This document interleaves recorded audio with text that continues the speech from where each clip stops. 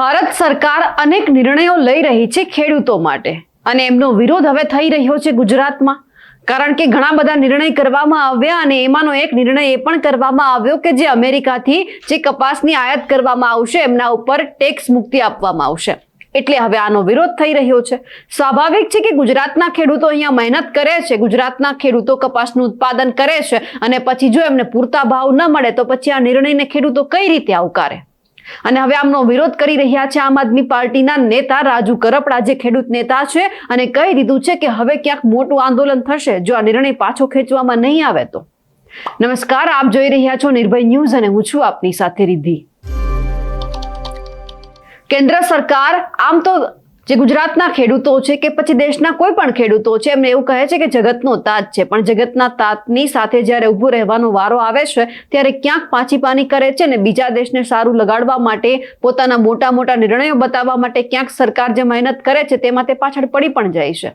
કારણ કે ખેડૂતોના હિતમાં જે નિર્ણય કરવાનો હોય છે એ ક્યારેય સરકારે કર્યો જ નથી. ખાલી જે આપણા ગુજરાતના જે આપણા કૃષિ મંત્રી છે એમની સાથે જે બીજા ધારાસભ્ય છે, ખેડૂતોની વહારે જ્યારે આવવાનું હોય છે ત્યારે ખાલી કહી દે છે કે અમે તમારી સાથે ઊભા છીએ.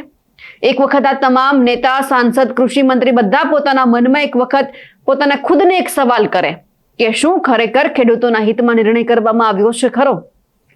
હવે જ્યારે કેન્દ્ર સરકાર દ્વારા, ભારત સરકાર દ્વારા જ્યારે આ નિર્ણય કરવામાં આવ્યો છે અને હવે એનો જ વિરોધ જ્યારે રાજુ કરપડા કરી રહ્યા છે અને કહી દીધું છે કે 25 ઓગસ્ટ એટલે કે જે સોમવાર છે એ જ દિવસે ગુજરાતના દરેક જિલ્લા મથકે આપ કિસાન સંગઠન અને જિલ્લા સમિતિ સાથે મળીને આવેદનપત્ર આપશે. સરકારે અમેરિકાના કપાસ પર જે કર મુક્તિ આપી છે તે નિર્ણયને પાછો લેવામાં નહીં આવે તો હવે ક્યાંક મોટું આંદોલન થશે અને જો મોટું આંદોલન કરવાની તૈયારી અમે પણ દર્શાવી દીધી છે તેવું પણ કહેવામાં આવ્યું છે. અમેરિકાથી કપાસની આયાત પર ટેક્સ મુક્તિ આપવા બદલ હવે જે કિસાન નેતા રાજુ કરપડા છે તેમણે પણ વિરોધ નોંધાવ્યો છે. પણ શું ખરેખર આ નિર્ણય પાછો ખેંચાશે એ પણ સવાલ થઈ રહ્યો છે, કારણ કે જ્યારે ગુજરાતના ખેડૂતોને સિંચાઈનું પાણી જોઈતું હોય છે કે પછી ક્યારેક જ્યારે એમનો કોઈ પણ પાક ધોવાઈ જાય છે અને એમને જરૂર પડે છે પાક સહાયની, ત્યારે સરકાર નથી આપતી, ખાલી વચન અને વાયદા આપે છે, ત્યારે ખેડૂતોને કદાચ એવું થાય છે કે આ સરકાર અમારા માટે છે જ નહીં. પણ હવે એ જોવાનું છે કે ક્યારે નિર્ણય પાછો ખેંચવામાં આવે છે. સૌથી પહેલા તો રાજુ કરપડાને સાંભળીએ કે તેમણે શું કહ્યું છે. નમસ્કાર, હું આપનો રાજુ કરપડા. હાલ ભારત સરકાર દ્વારા જે નિર્ણય લેવામાં આવ્યો છે તો ખાસ કરીને સપ્ટેમ્બર મહિનામાં અમેરિકાથી જે લોકો કપાસની આયાત કરશે એના પર ટેક્સ મુક્તિ આપવામાં આવી છે. આ નિર્ણયને તો અમે સખત શબ્દોમાં વખોડીએ છીએ, ખેડૂત વિરોધી નિર્ણય ગણીએ છીએ, કારણ કે ખેડૂતોનો કપાસ, જે ખેડૂત કપાસનું ઉત્પાદન કરે છે એનો ઉત્પાદન ખર્ચ દિવસે દિવસે વધી રહ્યો છે. ઉત્પાદન વધી શકે એના માટે સરકારે કોઈ પ્રયત્ન નથી કર્યા. ખેડૂતને સમયસર સિંચાઈનું પાણી આપવામાં નથી આવતું, સમયસર રાસાયણિક ખાતર આપવામાં નથી આવતું, ક્યાંક ને ક્યાંક નકલી બિયારણો પણ બજારમાં એટલા બધા વેચાય છે જેના કારણે ખેડૂતોનું ઉત્પાદન ઘટ્યું છે. ખરેખર ઉત્પાદન વધારવાનું હોય અને ખેડૂતને પોતાની જણસના પૂરતા ભાવ અપાવવાની જવાબદારી સરકારની બને. ભારતની અંદર કંઈક ઉલટું થઈ રહ્યું છે. જે ખેડૂતોનો કપાસ તૈયાર થઈ અને ઓક્ટોબર મહિનામાં બજારમાં આવવાનો છે ત્યારે જ સરકારે એક ખેડૂત વિરોધી નિર્ણય લીધો અને સસ્તા ભાવે જે અમેરિકામાં કપાસ મળે છે એના પર ટેક્સ મુક્ત કરી અને આ કપાસની સપ્ટેમ્બર મહિનામાં આયાત કરવાની છૂટછાટ ભારત સરકારે આપી છે. એટલે કે ઓક્ટોબરમાં ખેડૂતનો કપાસ બજારમાં આવે એની પહેલા સપ્ટેમ્બર મહિનામાં અમેરિકાથી કપાસની આયાત કરવાની છૂટછાટ આપવામાં આવી, એ પણ ટેક્સ ફ્રી કરીને.